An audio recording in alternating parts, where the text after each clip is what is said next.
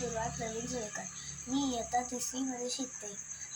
मी 9 वर्षाची आहे. माझ्या शाळेचे नाव PMC जिल्हा परिषद पूर्ण प्राथमिक शाळा लांजा नंबर 1. मी लांजात राहते. मी आज अनुराधाताईंनी आयोजित केलेल्या मनाचे श्लोक या स्पर्धेत भाग घेतला आहे. मी आज तुम्हाला समर्थ रामदास स्वामी यांनी लिहिलेला 37वा श्लोक म्हणून दाखवणार आहे. जय जय रघुवीर समर्थ. सदाचक्र वाकासी मार्तंड जैसा, उडी घालितो संकटी स्वामी तैसा. हरिभक्तीचा गाव गाजै निशाणी, रूपेक्षी कदा राम दासाभिमानी. जय जय रघुवीर समर्थ. या श्लोकाचा आपण अर्थ पाहूया. जसा चक्रवाक पक्षी सूर्याच्या उदयाची आतुरतेने वाट पाहतो व सूर्य उगवताच आधार मिळतो, तसाच तो स्वामी भक्तांच्या संकटकाळी त्यांना एकटे सोडत नाही. स्वामी भक्तांच्या संकटकाळी तो तत्परतेने धावून येतो. चक्रवाक पक्षी सायंकाळपर्यंतच पाहू शकतो.